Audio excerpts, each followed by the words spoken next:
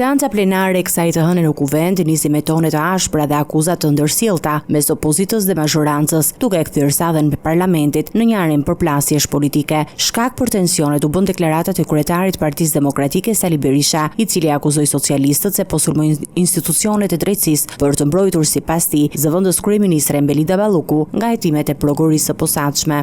Ky parlament kryen grushtin e shtetit, hedh poshtë kërkesën e prokurisë për arrestimin e delinkuentes Lubi Balluku. Mos kërcënoni prokurorët, as gjykatësit, sepse Edi Rama do jetë përgjegjës për çdo akt që mund të kryhet ndaj tyre. Ju mbroni Ramën, por Rama do u marrë me vete ju garantoj. Ju garantoj.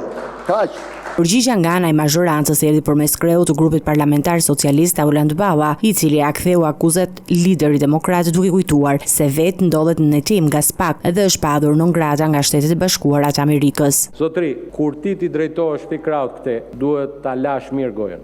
Dëgjove. Edhe ngrije kokën. Laje mirë gojën, tani ti je i akuzuar për korrupsion dhe pastrim parash. Dhe ne s'kemi thënë asgjë më shumë se sa kanë thënë Shtetet e Bashkuara të Amerikës. Shtetet e Bashkuara të Amerikës të kanë shpallur non grata për korrupsion, thuaj po apo jo?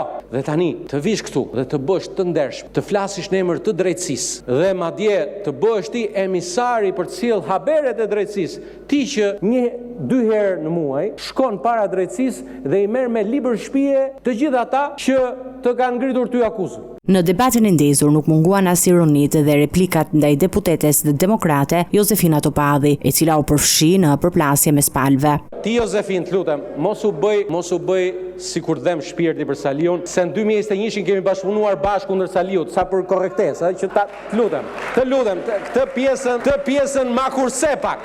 Llogarit, vetëm se ti na dole huq fare, se menoja që do merrni një votë Shkodër, po e di si dole në Shkodër Josefin, siç dole në diasporë. Në kundërpërgjigje Topadhi holli poshtë çdo insinuat për bashkëpunim me socialistët, duke theksuar se nuk ka pasur asnjëherë takime të fshehta dhe as marrëveshje politike, veçanërisht gjatë zgjedhjeve parlamentare të vitit 2021. Është e njohur publike që unë në 21-shin kam kriju një lëvizje. Unë ishe një vit përpara nën kryetare e Partisë Demokratike dhe vura re se në krye të Partisë Demokratike ishte njëri të cilin ju e kontrolloshit në çdo lëvizje dhe e majmoshit her mas here atë familjen e tij. Nuk të kam taku kur një jetën time, po ke taku Lolzim Bashën në mënyrë të fshehtë. Prandaj merre me vete atë dhe mos ma drejto mua. Dakor? Debati vijoi me akuzat të ndërsjellta edhe nga deputetët tjerë të opozitës, të cilët kërkuajnë që mazhoranca të mos bëhet sipas tyre pengesë për vendimet dhe hetimet e SPAK-ut. Nga ana tjetër, socialistët theksuan se çdo veprim institucional është në zbatim të kushtetutës dhe ligjit, duke mohuar ndërhyrje në drejtësi dhe duke akuzuar opozitën për retorik politike.